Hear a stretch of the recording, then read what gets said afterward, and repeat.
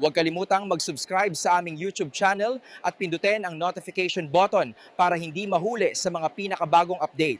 Mga kaibigan, napakalaking balita ang hatid ko sa inyo ngayon. Isang balitang magbibigay pag-asa, kagalakan, at ginhawa sa milyon-milyong senior citizens sa buong Pilipinas. Batas na po ang 6,000 piso monthly pension para sa ating mga mahal na lolo at lola. Oo, tama po ang narinig ninyo. Mula sa dating maliit na halaga, ngayon ay mas malaki na ang buwanang tulong pinansyal na matatanggap ng ating mga nakatatanda. Ito ay isang hakbang na matagal nang hinihintay, pinaglaban at sa wakas ay natupad na. Pero syempre, ang pinakamahalagang tanong, kailan ito magsisimula? Sino ang makikinabang?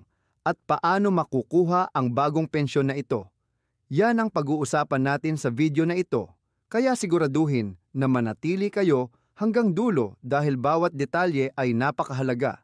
Unang-una, bakit nga ba malaking bagay itong 6,000 piso monthly pension? Alam naman natin na maraming senior citizens sa ating bansa ang umaasa lang sa kaunting ipon o di kaya'y sa suporta ng kanilang mga anak.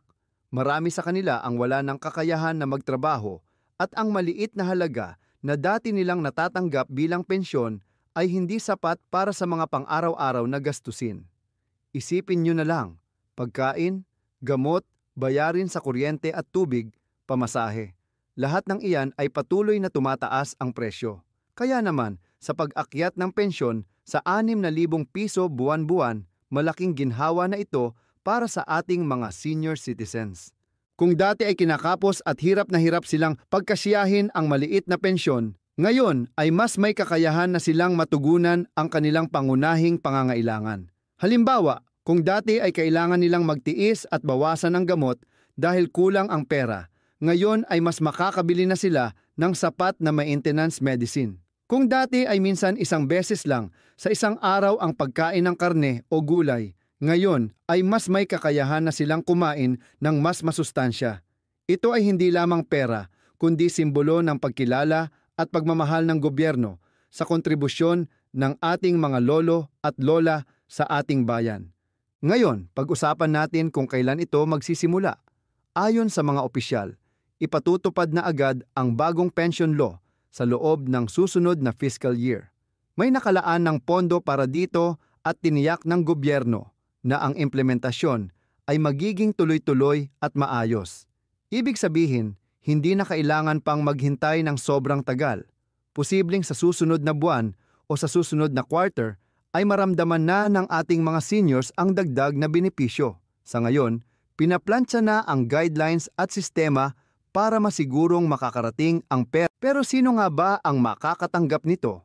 Ang pangunahing target ng 6,000 pisong buwanang pensyon ay ang mga indigent senior citizens o iyong mga walang sapat na pinagkukunan ng kabuhayan. Kabilang dito ang mga nakatatandang walang regular na kita, walang anak o kamag-anak na sumusuporta. At higit sa lahat, umaasa lamang sa tulong mula sa gobyerno. Ngunit ayon sa mga panukala, dahan-dahang palalawakin ang coverage ng batas para mas maraming senior citizens ang makinabang sa hinaharap. Kaya kung kayo o ang inyong mahal sa buhay ay senior citizen na, siguraduhin na updated ang kanilang records sa DSWD at iba pang ahensya para hindi mahuli sa pagbibigay ng benepisyo.